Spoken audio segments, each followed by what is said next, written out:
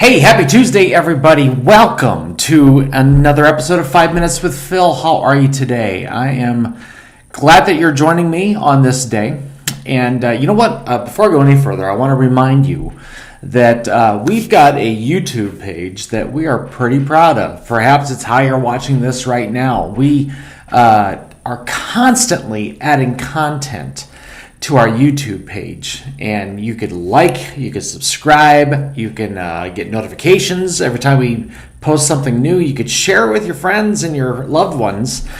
And on that, we've got all of our live streams. We've got clips of our sermons. We have music. We have, of course, 5 Minutes with Phil.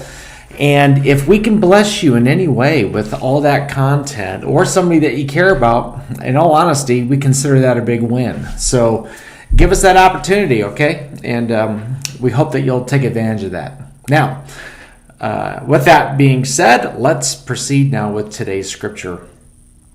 Today I want to talk about having peace of mind. Peace of mind. And Jesus addresses this when he's talking to his disciples, and I think that it has a lot to say, this scripture has a lot to say to us today as well, and I'd love to share that with you. So take a look at this. We are in the book of John, chapter 14, verse 27, just one verse, but here's what it says. I am leaving you with a gift, peace of mind and heart.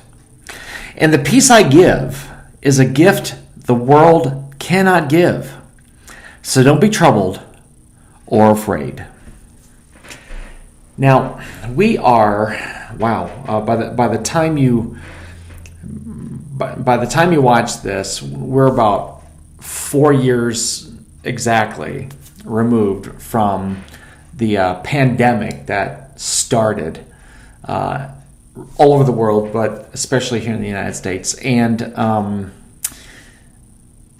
during that, and I'll even say since that, I have noticed as a pastor that there is a ton of anxiety and stress and fear that has overtaken our culture, especially our young people, where we saw, and I'm not here to give you a political speech, okay, but we saw people isolated, and we saw people very fearful, and that has now almost become a staple of a lot of people in our culture. Perhaps you deal with anxiety and worry and fear on a regular basis. And I'm not here to tell you that you're sinful for that, okay? I think that's the wrong thing to say. But what I am here to tell you is that is not God's intent for you or me. God does not want us to live with anxiety and fear and worry. Not at all. What he wants us to live with is that gift that Jesus told his disciples that he was going to leave them with, and that's peace of mind. Peace that the world cannot offer, Jesus specifically said. Peace in your mind, peace in your heart. And I think a lot of times we try to find that peace of mind anywhere but Jesus, right? We try to find that peace of mind in a relationship, an earthly relationship. We try to find that peace of mind, God forbid, in a drug or in a drink or maybe just in food or some other addiction. We try to find that peace of mind in so many ways besides the Lord. And here's what I've found. We're just not going to find the kind of peace of mind that is intended for us outside of Jesus. And I think the Lord would try to remind us today through this scripture and a lot of scriptures that the true source of peace in the midst of your fears and your worries and your problems. Because let's remind ourselves, okay? Peace is not the absence of trouble. We're going to have trouble.